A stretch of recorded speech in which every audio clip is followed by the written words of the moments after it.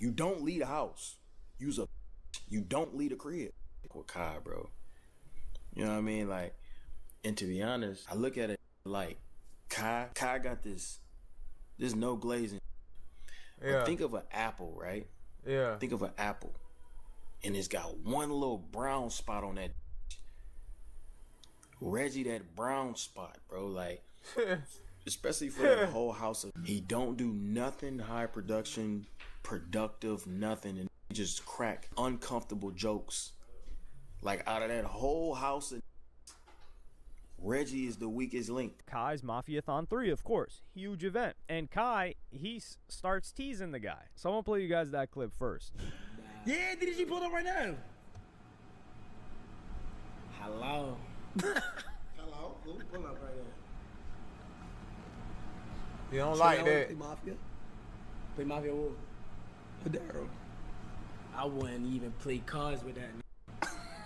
Damn. This keep me far from him. You know? Who was your favorite YouTuber? Like at peak moment when you was on YouTube, who's your favorite? Absolute. Honestly, I'd probably say DD. Huh? This. Oh, I thought you were gonna say DDG. Yeah, you got it stupid. Around.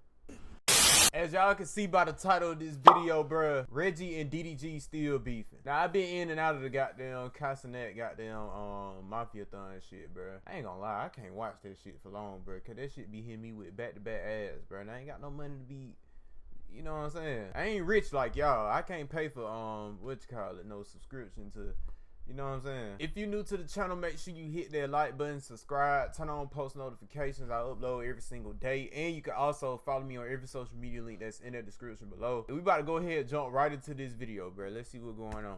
What's poppin', y'all? It looks like DDG might have laid out a prophecy, because if you guys remember, just a couple of months ago, he was beefing back and forth, and it got really, really disrespectful with Reggie, aka Lil Rodney's son, one of the Clover boys, which was AMP2 or AMP Light, that was brought under Cenat, also known as Girl He Funny too. He makes some rap music as well, and somebody told me to check it out. They said it was a pretty decent tape or EP he put out, so y'all let me know if it's worth checking out as well. Shit, I ain't hear it yet. Is it worth listening to? But I'm gonna play you guys this one clip of when DDG decided to fall back on everything, and let's see if it came true. Reggie, this is what you putting yourself. You putting yourself on house arrest because you're not gonna leave a crib, bro. I seen you once. That was Streamer University, brother. You don't leave a house. You don't leave a crib. With Kai, bro. You know what I mean? Like, and to be honest, me looking at all this you doing, and I look at it like Kai and what he building, and then I look at you, and I look at you as like Kai got this no glazing. Yeah. But think of an apple, right? Yeah. Think of an apple, and it's got one little brown spot on that. Reggie, that brown spot, bro. Like, especially for that whole house that he building. Like, all Reggie do is smoke all the time. He don't do nothing high production, productive, nothing, and he just crack uncomfortable jokes. Like, out of that whole house, Reggie is the weakest link. And I'm like, you know what? I'm gonna get this the benefit. I ain't gonna lie, like, is he? Over time, like, I've been noticing, bro, this been hating, bro. Been hating. So here you have this clip channel posting the numbers of that guy, Girl He Funny, which is Reggie. And I do think this is unfair, because a lot of times when they're trying to conjure up a narrative, they will take a screenshot of someone doing something that they don't usually do. Like, let's say, for instance, DDG, his, not shtick, but what people come to him for is largely IRL just chatting. If DDG is just on a video game, his viewers might plummet. And there's nothing wrong with that. But people that may hate DDG, they'll take a screenshot of that and say, oh man, DDG fell off. Look at how many viewers he got. Or they'll take a screenshot of the person's viewers when they just go live while people are still coming into the stream and say, oh, look, he fell off. So we got to go to the stats to see what's going on with Girl He Funny. So we got these stats. And of course, Streamer University, I think that was in like March, April. You got Girl He Funny, you got Reggie doing crazy numbers. And then you got May, of course. There's a dip in May. You're never gonna have just as much hype. But in June, he dipped back up. He was popping in June. And and then since then it's been down. Now, I think their beef was sometime between June, July. And when you look at it, yeah, their beef was mostly in July. Look at that crazy drop off. This was also, now to be fair, and this is August, and he's still getting paid, right? He's still, you know what I'm saying, making money. Shit, who care about views and, you know what I'm saying?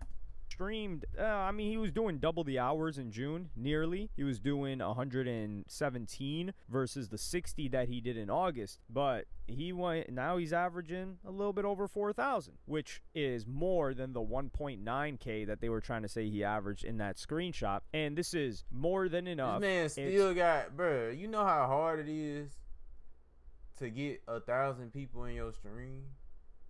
You know how hard this shit is, bro? Nigga, I could barely keep 10 viewers in my stream. Bro, if you got over 1,000 people in your shit, bro, you good, bro. You're good. You making good money. All that views and shit don't even matter for real. A great amount to average, but it just goes to show, hey, when a lot of other stuff isn't going on, is he that popping? I would say not so, but this is an important thing. The people that are watching him right now are the people that he needs to cater to, not all these other people. And so he's a part of, and also the Clover Boys house like fell apart, and they kind of not separated, but they're all doing their own thing while they're all probably together. Getting their house all, rebuilt. You know, a rising tide lifts all ships, something like that. Know. Did I butcher the quote? If I did, let me know. People love to correct you in the comments. So Reggie, he's a part of Kai's Mafiathon 3, of course. Huge event. And Kai, he starts teasing the guy. So I'm going to play you guys that clip first. Yeah, DDG pulled up right now. Hello. Hello? Who pull up right now? You don't like that. Play Mafia? Play Mafia what? Daryl. I wouldn't even play cards with that. Damn. This keep far from him. If you ain't, I ain't gonna say ain't, but Come on, man. Y'all gotta squash this shit, bro. Like, he's hilarious. I'm trying to create the peace, man, with the guys. come on, man. For Mafiathon 3, bro. Let's all come together. After that. So I think this is a little bit funny, although it is it's a touchy subject because the level of disrespect it got down to dead family members. Yeah, like that's how bad it got. Right, the streaming thing turned into dead family members, or actually it started with DDG making comments on an ex-girlfriend. You could honestly, I can't blame any one of them for starting it. It was just like a perception type of thing. But then Cenat goes on and he keeps teasing them about it in the second clip. Who's your favorite YouTuber? Like at peak moment when you was on YouTube, who's your favorite? Absolute. David Dobrik. Ooh, that's not bad. That's not bad. Damn, that's a good question. Who's y'all favorite YouTuber? Like, I really don't have a favorite YouTuber, bro. I ain't gonna lie. I got hella favorite YouTubers, but I don't have a favorite like YouTuber. Like, damn, this is my go-to. Like, I'm gonna watch. You know what I'm saying? I watch a lot of people, bro. That's kind of a hard question for me. Yeah, you. Dashy. Then I switched it over. No, who's your favorite?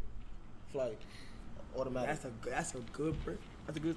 Yeah, I was gonna say Flight, but then I was like, man, I be watching. You know what I'm saying? Other YouTubers like how I watch Flight. You know what I'm saying? Like, I don't know, bro. I ain't lying. Hold on, Reggie. Honestly, I'll probably say DD. Huh? This. Oh, I thought you were gonna say DDG. Yeah, you got it, stupid ass. Joke around. Yeah. And then DDG, he donates some subs because he said that he owed Kai subs because Kai donated a lot of subs during his event for Are You My Ball. So I'm gonna play you guys that clip. DDG with the 50K, with the 50K, 50